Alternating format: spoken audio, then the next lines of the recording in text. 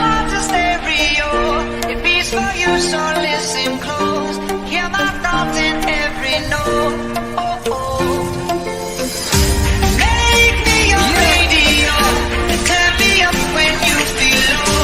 This melody was meant for you, so sing along to my stereo.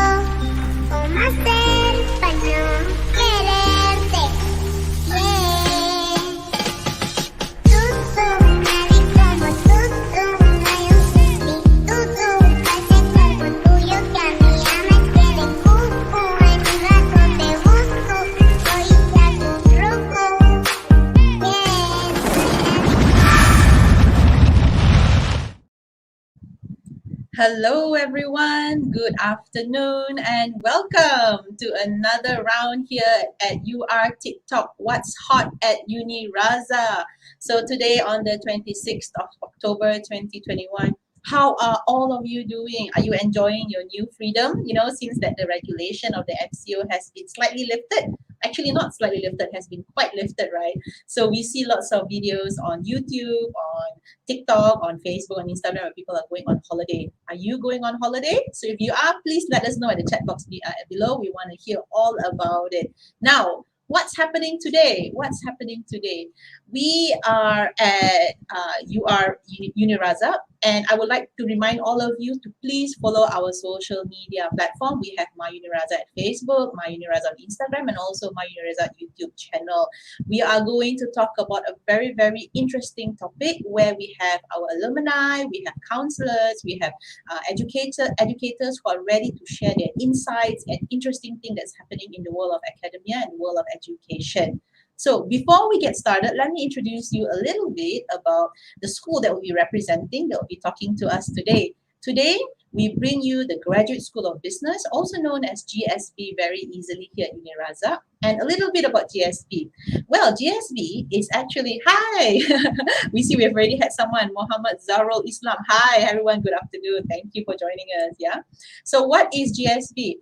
GSB is actually UNIRAZAK's Graduate School of Business, where it really, the purpose of GSB is really to educate, to challenge, to inspire, and to mentor students pursuing high quality education, especially in the business area, especially in the area of masters and also PhD, right? So how do they do it? They do it through very interactive and engaging experiences so that they can really build their professional and their career. Really this is all about advancement, personal development, professional development, career development. A little bit of history about GSB. GSB has been for around 20 years already, and it started as the Center for Graduate Studies in 1998. It was established really to coordinate the postgraduate studies and also research activities here at University Tun Abdul Razak. Now, because GSB has been around for 20 years already, it has so much experiences. The lecturers, the professors, the deans, the coordinators here at GSB, they are so experienced and so excited to welcome new students every semester. And with that, we want to talk about a new topic, which is what's happening to us lately. And we will discuss the impact of COVID-19 on postgraduate students, based on the experience and based on what's been happening to us. Let's dive into that topic, right? But before we get started to that, and before I introduce you to our speakers, let's watch a quick video here at UNIRAZAK.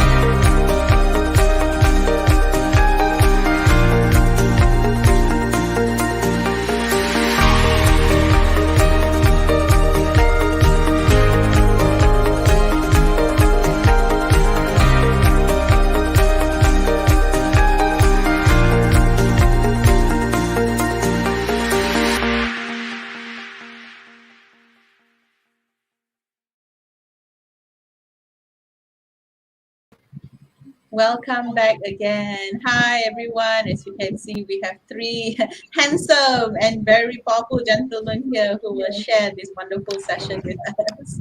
Hello, We have, everyone. hi, Hello. everyone. Hi, Dara. Hello, hi. So my name is Tara, and I'll be your host, and I'll be your moderator for the next 1 hour or so.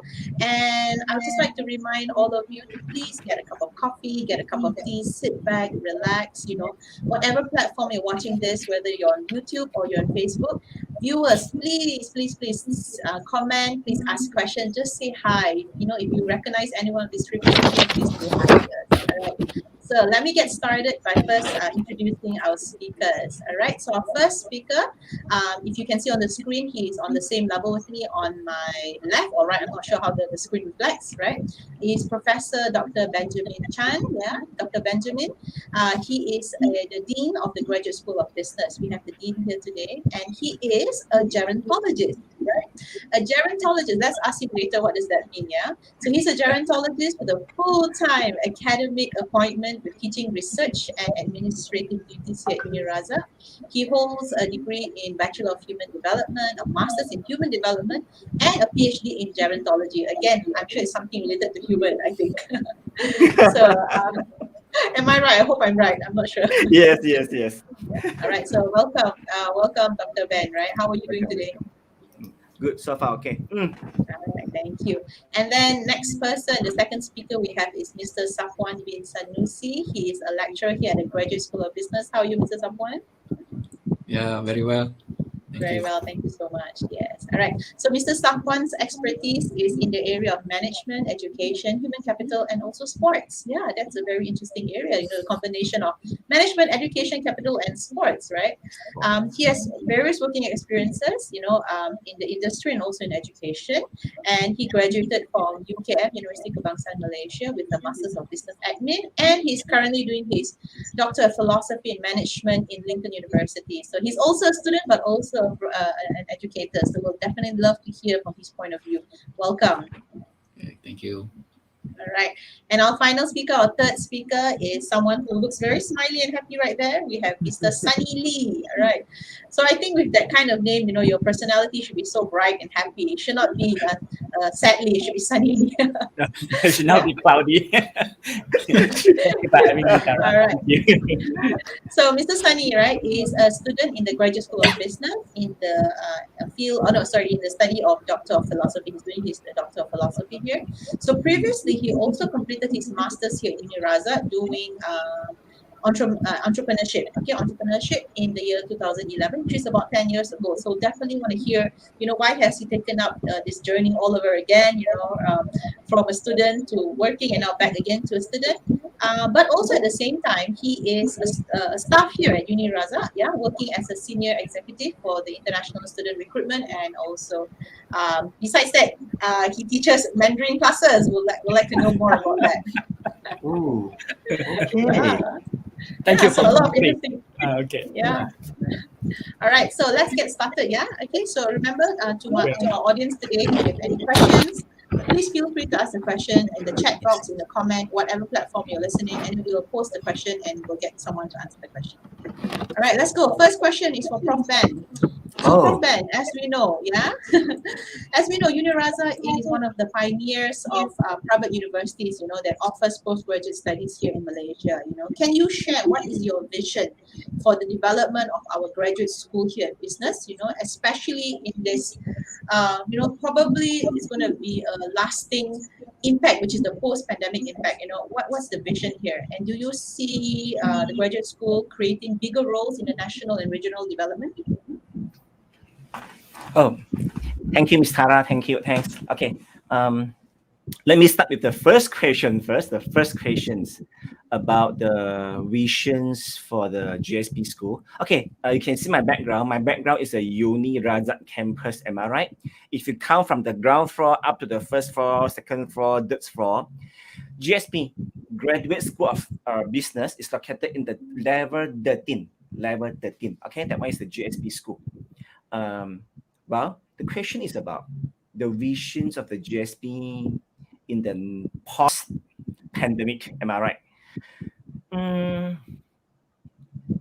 I need to be admitted that really COVID-19 is really give a huge impact for the entire education industry. Not only for UNIRAZAK, it's also for overseas as well. We, the educators, the students, the learners, we have to adapt our different lifestyle during the pandemic time. So let's go back to GSB.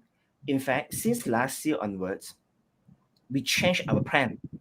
We changed our so-called vision, our plan. Okay, we convert our entire teaching platform, our teaching strategy from a very traditional method to ODL. The ODL stands for online distance learning, or just ODL. We changed our strategy to ODL. You imagine that last 2 years or last years ago, normally we go for face-to-face classroom. It means that you can shake hands with your lecturers, you can say hi to your lecturer. Am I right? Assignment, you print out the assignment, you submit over the counter. Someone will just say that, okay, I accept it, I receive it. Am I right?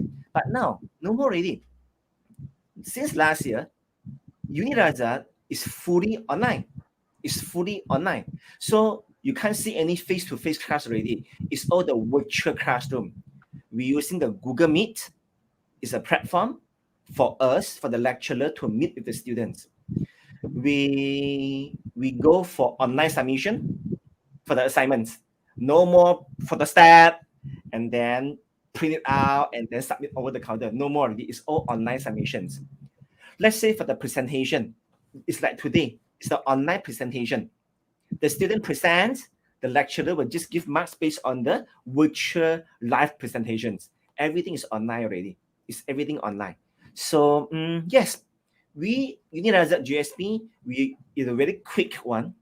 We change from the traditional approach to the ODL approach. I always take a joke with my students. I ask my student, kalau you nak minta cuti, you give 1 month notice, you give a 1 day or 2 days notice, am I right? If there's a new changes, a major changes, the company will give you a 1 month notice. Tetapi COVID-19, they don't give us a 1 month notice. They don't give us any notice pun. That's why we have to change very quick, a quick change management. We change from traditional to ODL. I think just about few meetings, new SOP, go. I think this is, the new version, the development. But right now we are not using the terms of pandemic anymore. It's a post-pandemic already. Now, this field, if you ask me what is the future plan, what is the vision, what is the development goal for the GSB, I would say that the answer would be hybrid. Again, hybrid class. Hybrid means that, let's say right now, I'm a lecturer, I teach.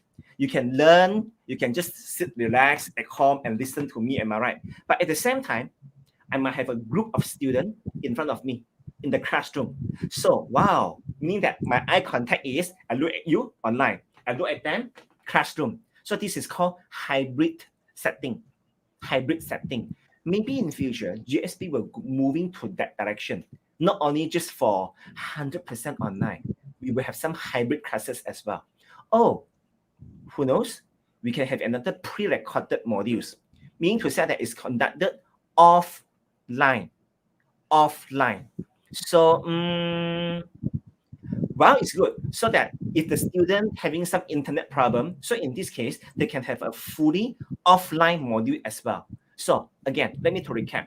If you ask me the future development of the GSB, UNIRAZAK, yes, definitely we will full string to online, ODL, or in future, hybrid, or 100% offline modules. This will be the future trend in future.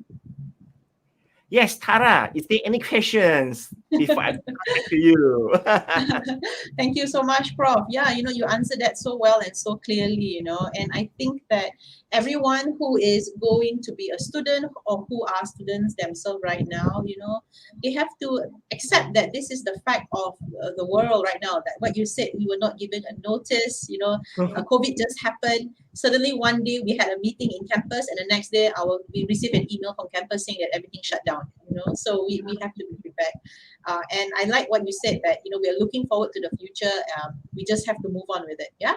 All right. Yes. So maybe let's go on to Mr. Sapwan. Yeah. So Mr. Sapwan, as a lecturer here at GSB, can you tell us, from your observation, what would be the challenges for students, if they want to keep up with with their studies, if they want to have good academic results, if they want to be nurtured, or if you as an educator, how would you like to nurture these students? Mr. Sapwan? Okay. First of all, if we see now, when we go into education, we go into education straight away, we will be attached to what we can say the development process and also the training part of it.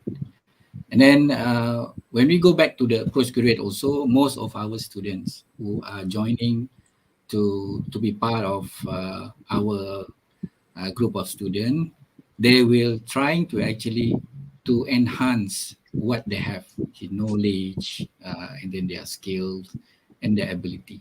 But in terms of the challenges, the most challenges part is trying to get the suitable courses that they need, to improve themselves and to make sure it's suitable also to the criteria of the company that they are want to join or they're joining now, to make sure that it will narrowing the need of the company also, not only to the student itself, meaning that the student must know what their courses that they must take, they want to involve or they want to attach it. They must also look also in the future. It must be suitable also to what the company want. What is the point of important part that the company or employer will see to make sure they are very competitive in the market. This is the first focus that they must see. Then after that, when they're choosing what so-called the program, the challenges is to choose the right institution. When it's going to be choose the right institution, the student must have the right information on the facility that the institution have. This is the hardest part, because every university or every institution claim that they're the best. So, but in my experience is, I'm not promoting it. In my experience, I'm joining more than four institutions. I have experience teaching in part-time, more than 6 institutions. In my experience, UNIRAZAK is one of the best facility and preparation that what I can say is the best in Malaysia now. What I have experienced before, and that student, if the student, and this is the challenges part, to choose the right institution, and also the when they choose the right institution, it's supposed to be the person or the personnel or the employee or even the lecturer in the institution going to be good also. Okay, the last part, which is the most challenges also, is the facility that must be equipped by the student itself. Okay, the facility, for example, the computer, the gadget, and then the very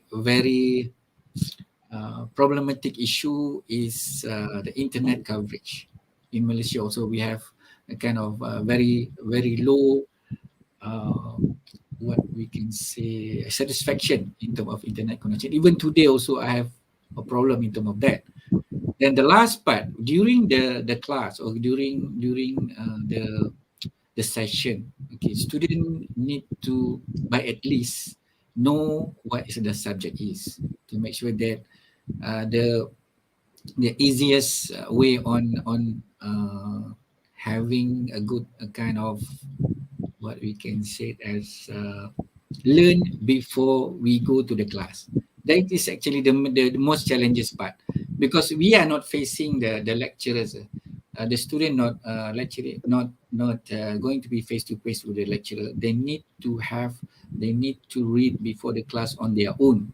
This is most definitely the challenges in the student itself. Okay, I think that answering what is the question, is it? Is it? Yeah. This question. Thank you so much. Yes, definitely. I think there are so many challenges that students will face this at this Yes. time and age, and I think that if you have an institution or institute that ease that process, that they are very efficient in their work, that knows how to give what's offered to the students, what's the need right now, it makes a Yes. big difference to someone's life. Yeah.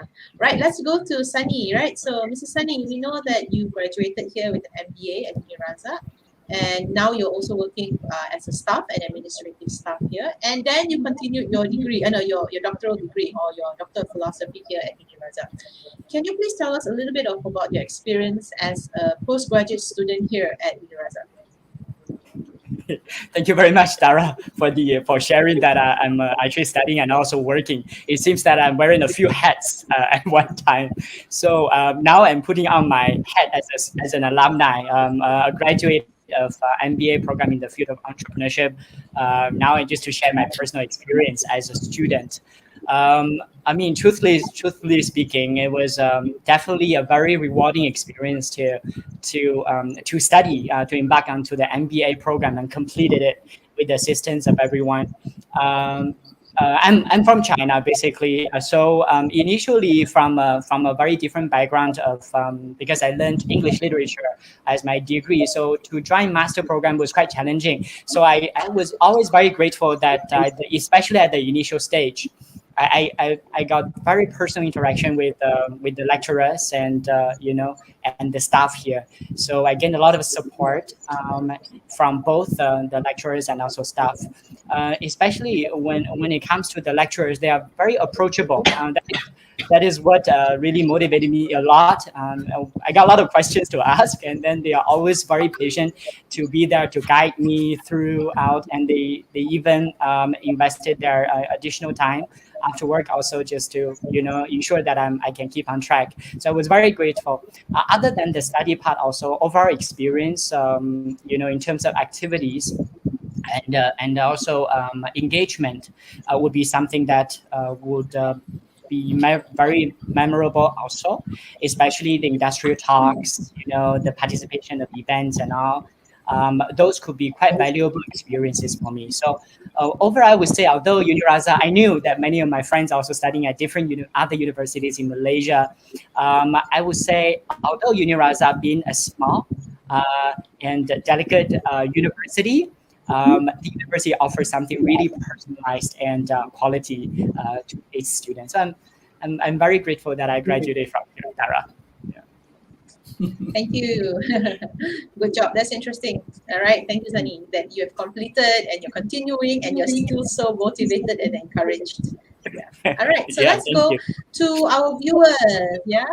Viewers out there, do you have any questions? Do you have any comments? Please drop your comments. Please drop your questions at My UNIRAZAK Facebook or My UNIRAZAK YouTube channel. We'd love to hear from you. We definitely want to make this session an interactive session. Now, let's go back to Prof. Ben, right? Prof. Ben. I think everyone knows that when we do a postgraduate degree, whether a master's or whether a PhD, we have to do something that it's called like a final year thesis. Yeah. Okay. So it's mandatory here at UNIRAZAK that we have to do our final year thesis to complete our studies, right? And we also know that many students are busy professionals, they have families, they have commitments. And now with the addition of the pandemic, the movement, which is limited, they cannot move often, they cannot move much, they can't collect data. So how does GSB help to facilitate students, in completing their final year project, especially in terms of like supervision, data collection, and also, to make the process a little bit smoother? Thank you, Tara. Thank you. Thanks. Okay. In fact, I believe that this is a hot topic that you should know the answer actually before you embark into UNIRAZAK. Let's put aside whether it's MCO or not MCO. Let's put aside this one. In fact, when we go for supervision, the lecturer, the supervisor, we should spend time with our supervisee or our student, we sit down together, we spend about, let's say, 1 hour or half an hour to discuss how's the data collections, how to analyze the data. Now, my first point is, from the student point of view, this is good. It's good, because when, let's say I'm a student, I will say, Dr. Benjamin, are you free or not tomorrow? I say, I'm not free. How about tomorrow, the day tomorrow? How about next week? But you need to adjust your timetable, am I right? If let's say, okay, I'm free on this Friday, 2:30 to 3:30, but you are in the office, I'm so sorry, Dr. Benjamin, I can't make it because I'm in PJ, I'm in Selangor, Kedah. But now it's different. MCO is, I work from home, you also work from home. So in this case, at that time, we just Google Meet. My experience told me that if, let's say, in office, I can have 2 meetings, maximum 2 meetings within 1 hour. But now, because of the online, it's all online supervision, I can have a maximum of 3 to 4 meetings concurrently within 1 hour. So it means that we are more productive already. We are more productive to really supervise the student. In fact, this is true. From the student point of view, we need to spend more time. It's more flexi already towards the students. But maybe you say, Dr. Benjamin, how about I am a working adult, which is true that having some constraints in collecting the data during the MCO, or even right now, even though it's a bit lifted, but still we have the constraint in data collection, am I right? Well, it's not really a big issue. It's not really a big issue. We can analyze a small sample size. We will have a sample, like a bootstrapping methods to bootstrap the sample. So it shouldn't be a big issue for the small sample size or smaller sample size. But if you think that I can't even go out and collect the data, then I would recommend you online survey. We can use the Google form. We can use many apps or third-party apps to collect the data. We can now fully utilize the IT, the computer, the internet. Let them work for us, okay? Let them work for us for the data collection. And some students, based on my experience, some students, they even approach me. They just seeking for my permission. Is this possible? Use their company as one of the case study. And my answer is, look at me. My answer is yes. You can use your you can use your company as the case study for your master thesis.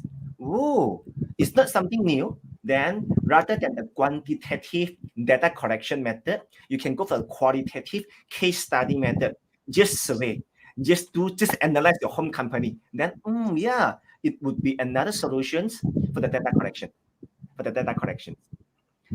UNIRAZAK, we have quite a comprehensive mechanism for this research pathway.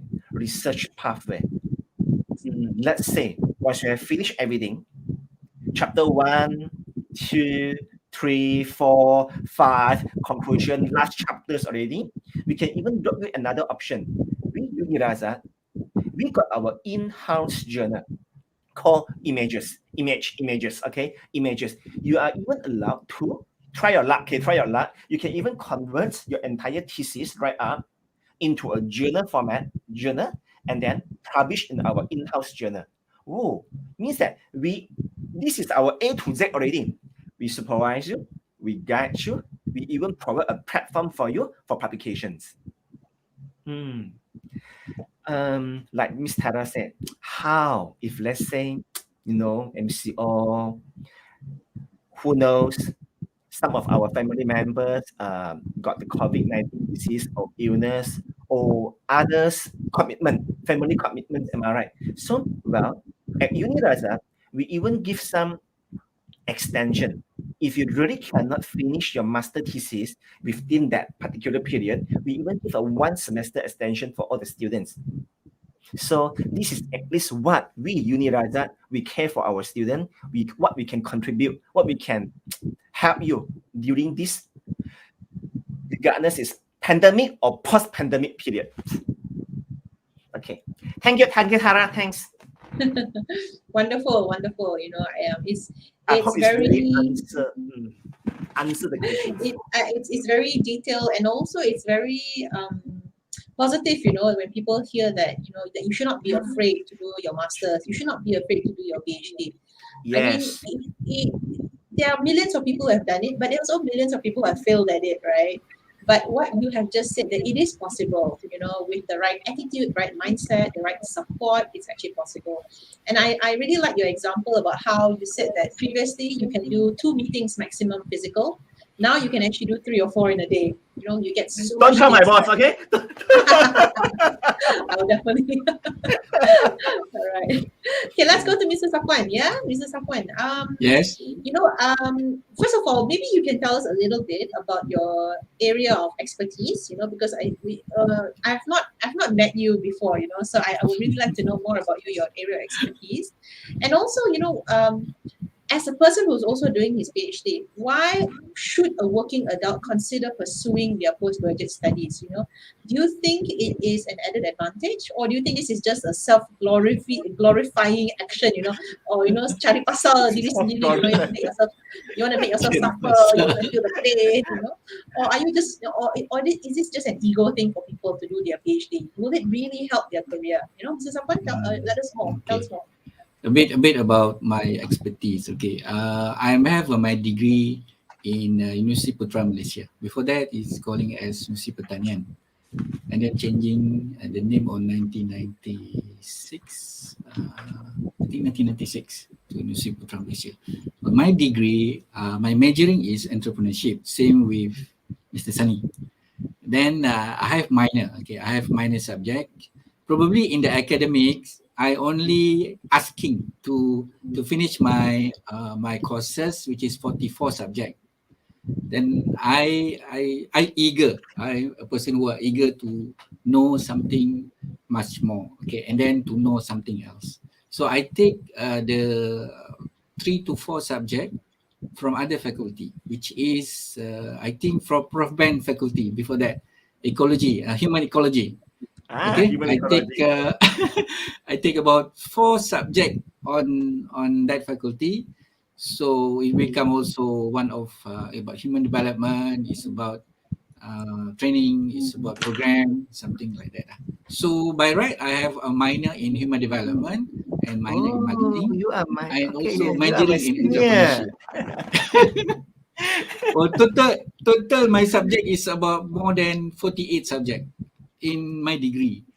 So I think 4 years program. Before this, degree is 4 years program. Then after that, I'm furthering my master in UKM. Okay, I don't do the full thesis. I do only the dissertation. Dissertation is just short what we call it the study lah, short study. My study is about I get the information from 6 first board company. Then what is the determination of them to make sure the price of the stock market will be at the place that is demanding, or that is the choice of the investor. When the stock market is going down, the price, what the company do?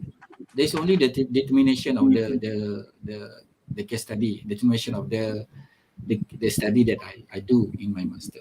Definitely the master is going to be more slightly on the program part, on the management part. But then after that is narrowing. Then now I'm doing my PhD, goes to the e-commerce.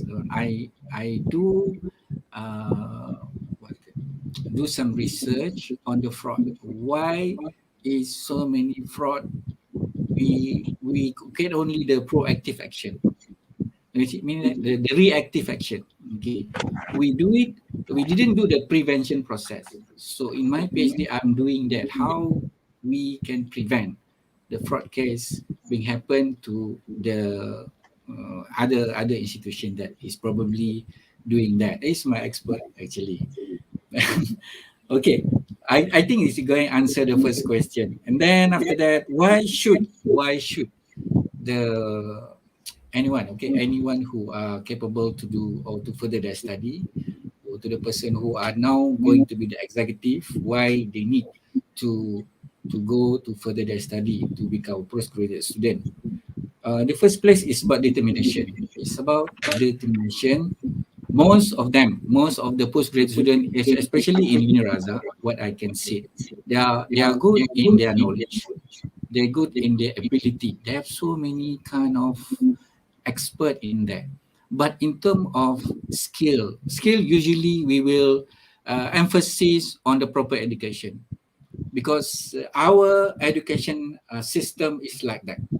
When we are trying to determine our skill, it must be proper education. That's why this one of the bridge activity, bridging system in our education system. So if possibly if anyone or any person who are going to enhance or to expand their career, they need to further their study. They need is not actually compulsory, but is complementary in over the industry or over the company. I have experience in my class. I have 2 or 3 students saying to me, okay, giving some experience to their career. They need to finish their at least master to go for senior executive. So this is complementary. Is I think is one of the very big company. I am not sure what is the company. Is first board company. They need the person or the staff or the employee to further their study to determine their skill, and then they're promoted to be someone else. Okay, some position could be possibly very high in the company. That is why anyone or any person who are going to promote themselves, they need to study to further their study. This is the first what can I say, the first factors on why they should further their study. Same with me. Before this, I'm doing my master also to make sure that I'm going to be senior executive. When I'm joining, I'm doing my master when I'm joining one of government agency. My boss said, you need to further your study before to become assistant director. So after I finish my study, I'm going to promoted to become the assistant director. That is the purpose. And then number 2 is the advantages. The advantages. Some of the student, okay, what I can say, what I experience, they further their study because of something which is important in terms of to gain some popularity. Maybe he's the private figure or the public figure. They need to make people, because skill is something that nurture the leadership. The leaders, they will determine or emphasize some leader in terms of quality. So they need to have a proper skill and education. Then after that, advantages that they can sit when they are finishing, when they further their study, the first place is going to be a promotion.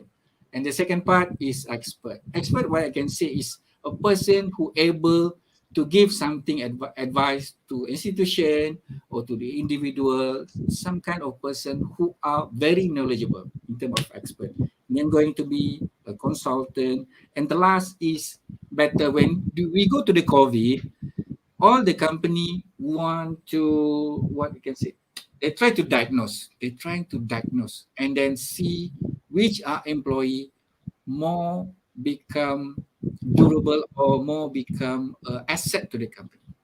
Okay, without proper education, without the significant determination of skill or only knowledge and ability, it doesn't mean that you can get a good merit on accepting or choosing by the company in staying, because every company now are trying to downsizing. They are trying to downsizing a lot. So to become an asset to the company, it must the person or the employee must further their study. So especially in this pandemic, the choosing activity is slightly one of the criteria on even every company in Malaysia or even in the world. Okay, I think I is enough for me, I think. Thank you, Tara. All right. Thank you, Sapuan. Yeah, it's definitely true that it will definitely enhance your career prospect, because a lot of companies these days, how they can gauge that you are capable of something or you have improved on the skill is definitely by pursuing your studies. And I don't know, whether what I say is right, but maybe Prof. Ben, you can, I don't know if you agree with me, that when someone does a PhD or a master's, the skill of doing data collection, the skill of doing analysis, the skill of contributing to a gap in the education or in the finding of something in an area, it actually shows that they are someone who is very, very well, they can think very well, they are opinionated, they know how to do analysis. I don't know if that shows a certain kind of character. I don't know. What do you think, Mr. Profen? It's truly agree. Yes. We learn knowledge since young, since primary school, since secondary school, but we don't know how to manage the knowledge systematically. That's why these terms called KMS, knowledge management system. It means it's a system for us to manage, to package the knowledge, which is true. In fact, Mr. Sapwan had touched the point very well just now. Knowledge equip us to be a higher level of a design thinking person. Like Ms. Tara said, yes, the way we interpret the data, the way we say something, how we defend our stand, our philosophy using the supported by the data. This is what I want. We need to say that knowledge is just the superficial level, but how you manage the knowledge will be a different level. That one will require master or PhD level. Yes. Great. Great. Right, let's go to Sunny, Mr. Sunny. So you are pursuing your PhD, you're also working. Maybe you're a special kind of animal, okay? That, you're a special kind of person, that you are able to balance it out. I don't know. Are you married? Do you have children? I'm not. I'm not married. Well, that's a very good question. All right, that is what is in my head. Actually, to be honest, I'm also trying to strike a balance between work and study. To be honest, I'm not doing very well, and I'm still trying my best to to strike a balance between the two aspects of my life now. And I actually that day I had a personal conversation with Prof. Ben also about it. I knew that I needed to work harder for my study. I think this is something that many of us, especially those who are working, are facing, that to manage the time. I could only say that what I wanted to do now, although I'm still working on it, I'm not saying I'm doing very well, but I'm just saying that I wanted to do this now, which I'm trying hard to work on it, which is really to invest time on it. I'm a morning person. For example, for me, I'm a morning person probably. I only before starting work to work at 8:30, probably I can spend 1 or 2 hours on my study, because I can get up at 6 and just start doing something. And that is what I should do. I should be doing. And I tried it for some time, and somewhere in the middle, and I stopped, and I should pick it up also. So if you're even in person, probably you wanted to take out 1 hour just to work on it every day, or every other day. At least we have to allocate this little bit of time. I learned a Malay a proverb, which is like "siki siki jadi bukit," right? So if we really if we do a little bit at a time, and then it'll be bigger. Second aspect is more about the communication with the supervisor. Is very important, and I'm very grateful that my supervisor is there for me all the time, and he's very understanding. He knows that at times my work really doesn't allow me to spend too much time on my study, and he's there to guide me and to advise me, to expedite the whole process. So I think overall, personally speaking, we really have to make effort to adjust the time and to take time out for it. At the same time, to work closely with the supervisor to arrange the timeline and to get expert advice from the supervisor. And recently, I heard a quote that is what I'm using to motivate myself now, which is during the interview of Nelson Mandela, he was jailed for so many years. The journalist asked him and said, "How did you survive so many years?" And he said, the journalist's name is Tony. He said, "Tony, I didn't survive. I prepared."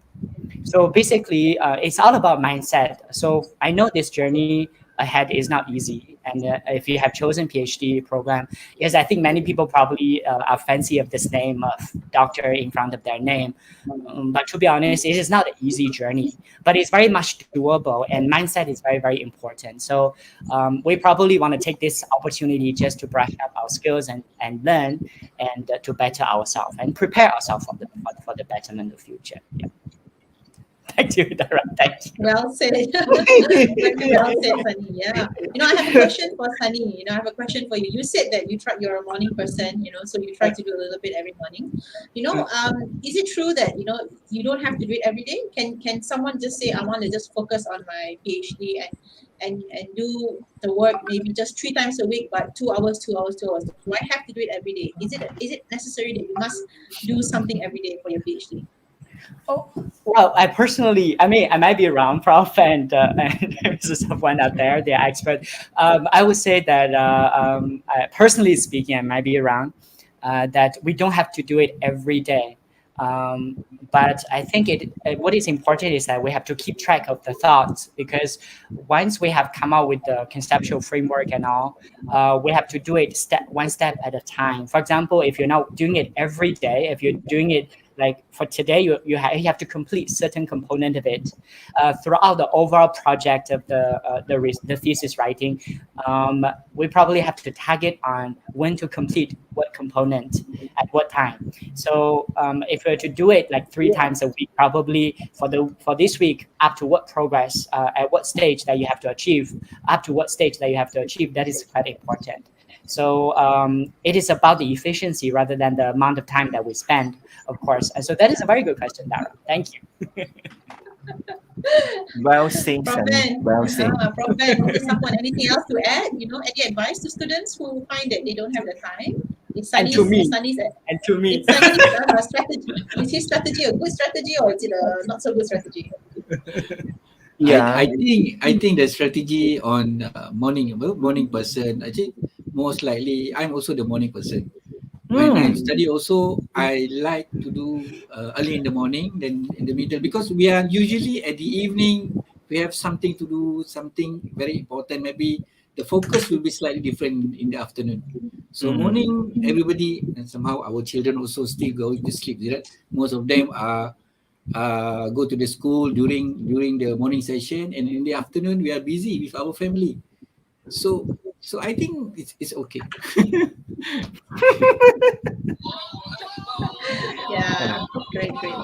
All right, let's continue with Prof. Ben. Yeah. Okay. So Prof. Ben, since the pandemic started and since the whole world went into lockdown, people realize that they have a lot of free time on their hands. They suddenly realize that actually I've been spending a lot of my time wasted, traffic jam, wasted just sitting in a coffee shop, wasted just doing something that's not really beneficial. So do you think that, because of what's happening to the world, people realizing they have so many lost time that they have taken back, that is the best time for them to pursue their studies, especially those who are working, because as a working adult, you feel your life is so full, but suddenly you realize you have more time. So do you think it's a good time to start pursuing their studies, or do you think that they should really, think about it? Because what happens in the next 3 months, you start going back to the office, then you're back to square one. What's the advantage of it? Maybe also what can UNIRAZAK do to help people who think that this is the right time, the right framework to start studying? Thank you, Tara. To me, there's always the best time to study. No matter it's degree, master, or PhD, we shouldn't stop to learn something. But just that doing a PhD, doing a master is a formal education's pathway.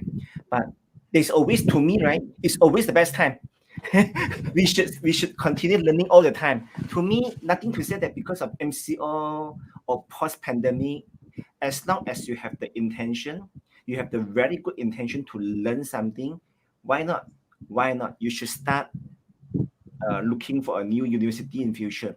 To me, it's good. To me, it's really good. Of course, Mr. Sabwan said it's a self-fulfillment, self-satisfaction. But to me, I also agree. But to me, yes, it's always tak kisahlah MCO ataupun bukan MCO. To me, it's always good to further your master or PhD. That's my answer. That's my answer. All right, thank you so much. Yeah. All right, let's go to anyone. Do we have any question from our audience? You know, viewers out there, any question, any comments? Please don't make us feel lonely here. Join us, yeah. Join us in our conversation. So we'll go straight to Mr. Sapwan, yeah. As an educator, you know, what are some of your core values? You know, what do you believe in? You know, so that you can nurture students to complete their studies, you know, and you know, fulfill their career goals and aims, you know. And what are some of these values do you think that employers look for in a person? Is there someone?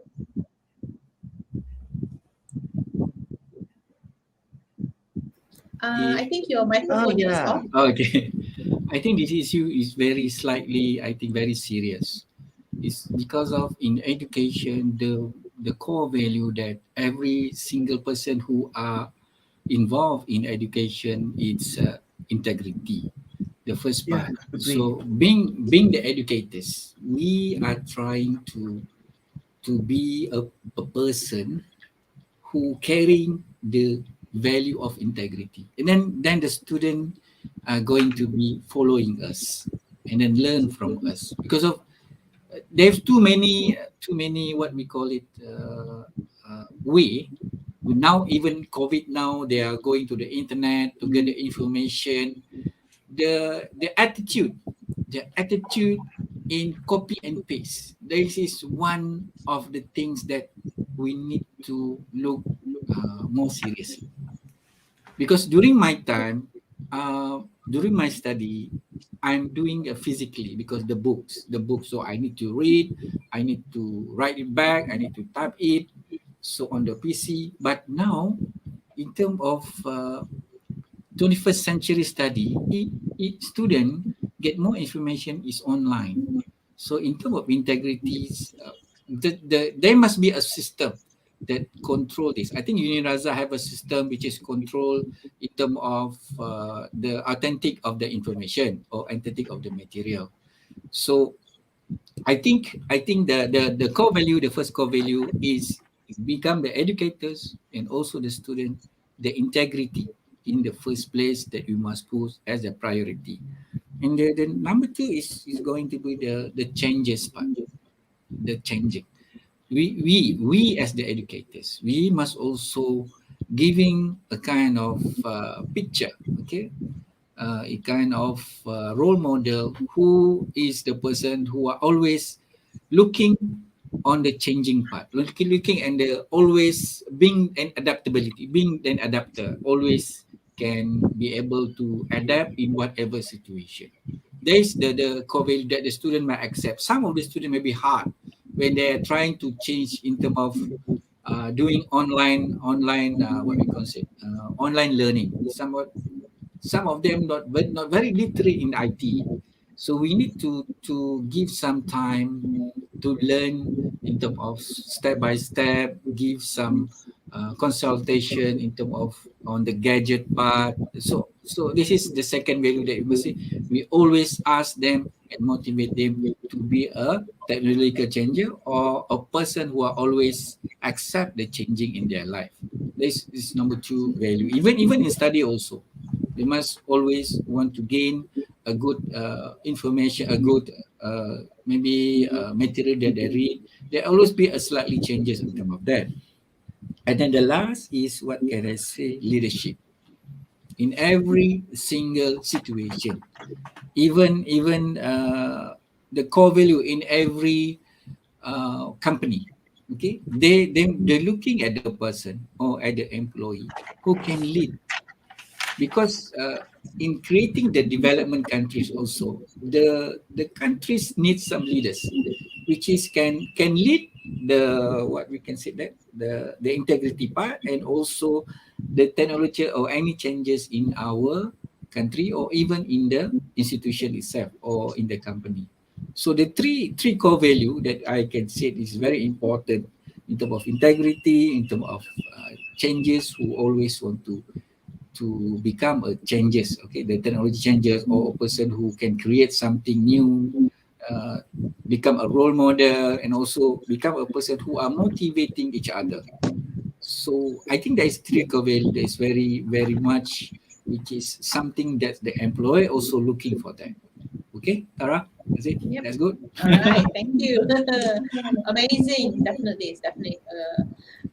You know, it's not just about fulfilling your self desire, but also it's about contributing. You know, Yes. if you have the chance and opportunity to improve your skill and you to learn and to gain knowledge, and you actually can become a better worker, a better CEO or a better manager. I think that just makes the world a better place, right? And Yes. what's a wonderful way of doing by studying, right? So let's go to Sunny. Yeah, let's go to Sunny because we're almost coming to an end. We have the last 5 minutes, so we'll just go with Sunny one more question, and then we'll go with Prof Ben for the last question. Yeah. So Sunny, as an international student, you know, I'm sure you have a lot of friends who are also Malaysian and also are not Malaysian, and those of your friends who or people that you know who are not Malaysian, why would you recommend UNIRAZAK to them? Those who are not Malaysian, international students, potential students.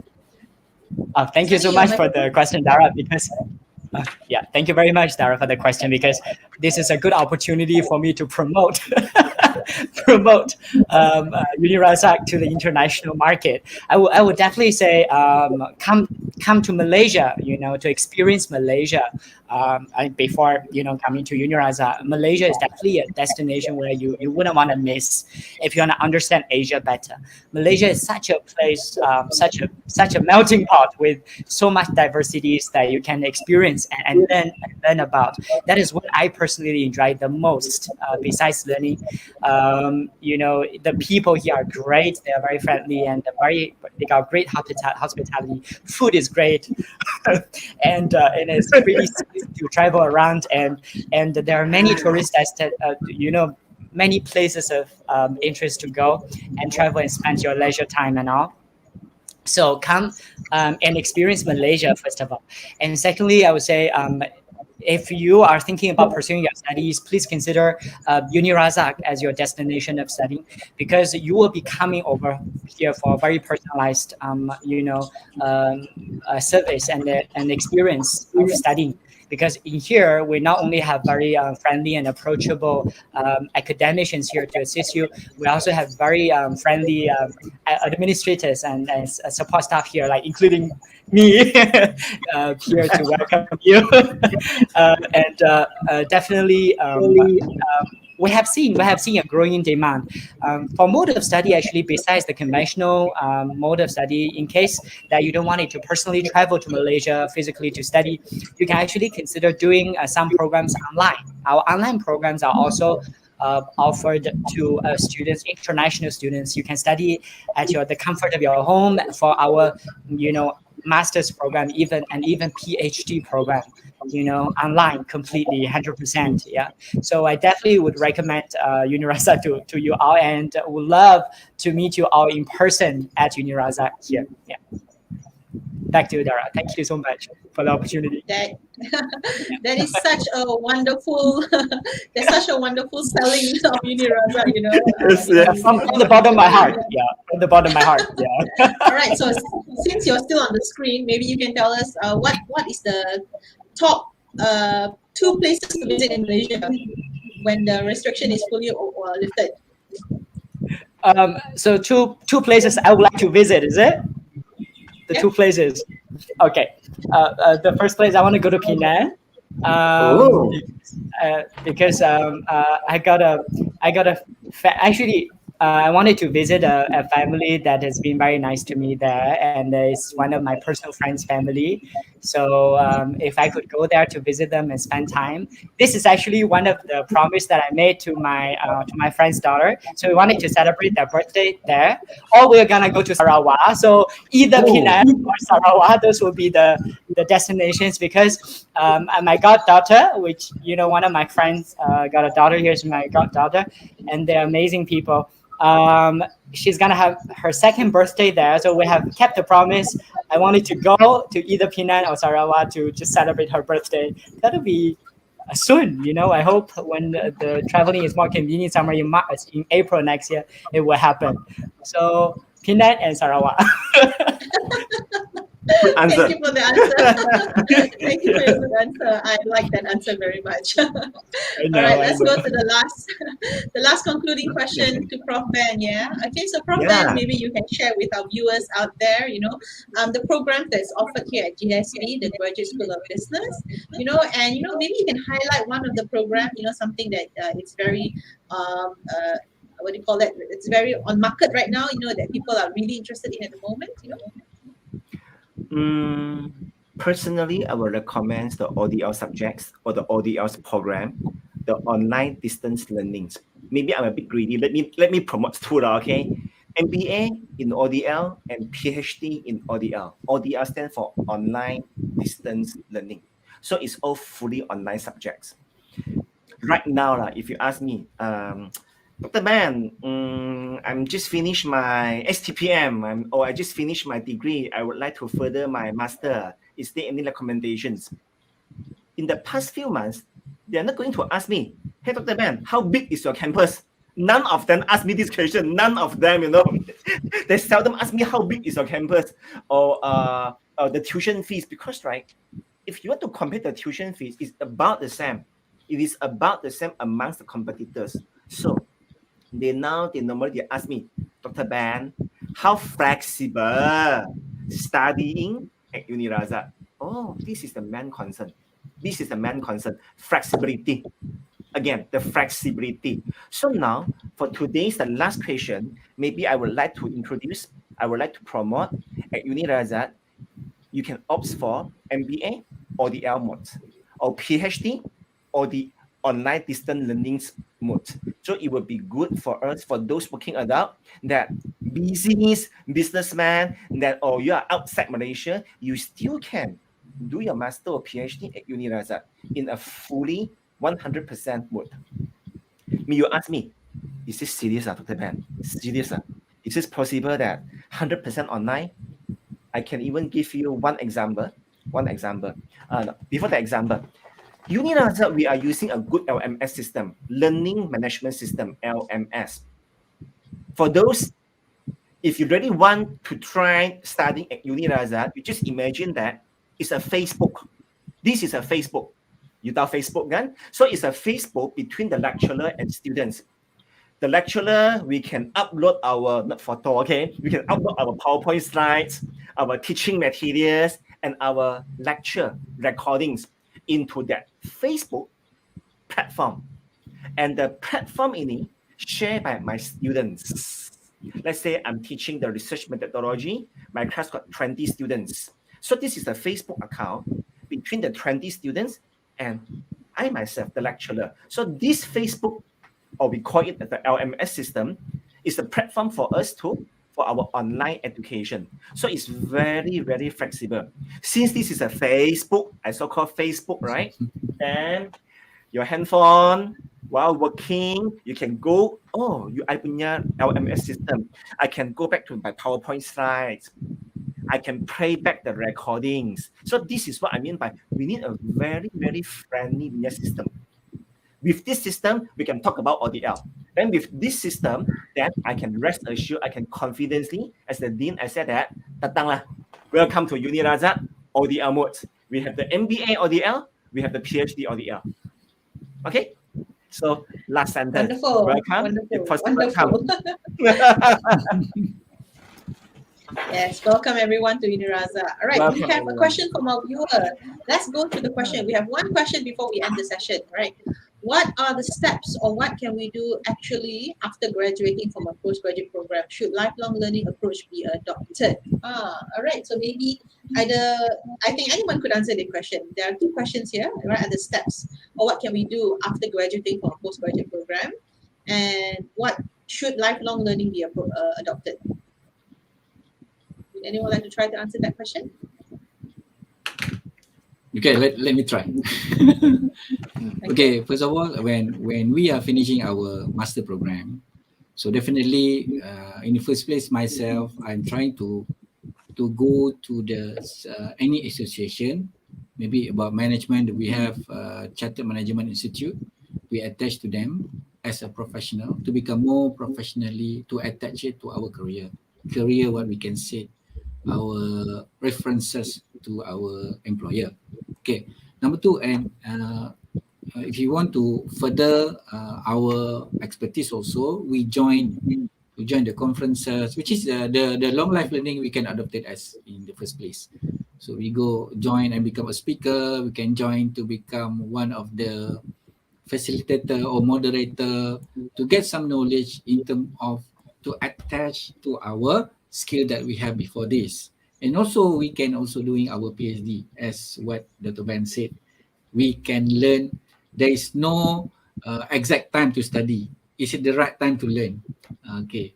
I think that is my answer. I think it's okay, Dara. And anyone else All want right. to add? Great. Anyone else would like to share the answer? No. All right. I would like to. Who would like to Sorry. answer? Sunny, go ahead. Probably I just want to just add one or two sentences only. I would say that definitely the learning doesn't stop there, and when it comes to learning, it is not only the formal education that we receive at the university. Once we have graduated, for example, once we have completed our PhD, people say our supervisors always advise us that actually once you have completed your PhD, that is actually the very beginning of your academic career.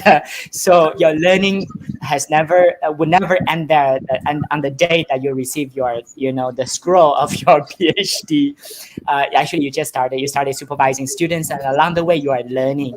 So those are the process of learning that would never end.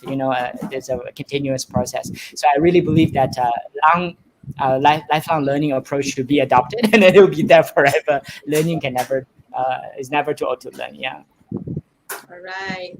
Thank you so much, gentlemen. All right. So we have actually a poll. We conducted a poll here on, I think, Facebook or YouTube. I'm not sure. But let's look at the question of the poll. The poll question is, should you consider to further your postgraduate study after the pandemic? Or would you consider to further your studies after the pandemic? And I'm not sure how many people answered the question, all right? But 89% out of that number said yes, and only 10% said no. All right, so Good. that's definitely a good. Positive answer. It is definitely a positive answer. So people are really looking forward to continuing their studies. Yeah. All right, everyone. We have come to the end of the session. And before we end the session, can you please give me about a few minutes? I would like to highlight a few things for our viewers out there. Yeah. Okay. So what I would like to highlight firstly is our UNIRAZAK intake for November is now open for registration. Our registration date is still open because the new semester will begin on November 6th. So please, if you're interested, go to go to our website www.unirazak.edu.my and grab this opportunity. And those of you who are still young and you're maybe not looking into a master's or a PhD yet, our foundation program is actually free, right? But those of you who are interested in doing a master's or a PhD, please email us. You can email us at drjoe@unirazak.edu.my. You can even call us at our UNIRAZAK number 03-2789-1599. Yeah. And I'm sure that people like Dr. Ben, Sunny, they will get in touch with you. They'll talk to you. Share with you your concerns, help you with your concerns, right? So don't forget to follow our pages, subscribe to our Facebook, Instagram, and YouTube channel. And of course, everyone, thank you so much for staying the last 1 hour with us. Please stay tuned to more interesting topics here at UR TikTok at What's Hot in UNIRAZAK. And last but not least, please remember to wash your hands frequently. Wash for at least 20 seconds. And how do you know it's 20 seconds? You can sing Happy Birthday. 2 rounds. Yeah. So use soap, because that is only way to make soluble, to eat soluble. So 20 seconds, happy birthday, and then that's how you keep yourself safe and distance.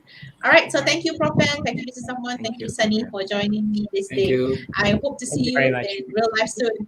All right, everyone. Okay. Thank Bye bye, you, everyone. Bye bye. Bye. Bye, everyone. Thank you so Bye-bye. much. Bye. Thank Bye, you. Dara. Bye, Prof. Bye-bye. Bye, Mrs. Safwan. Bye. Bye.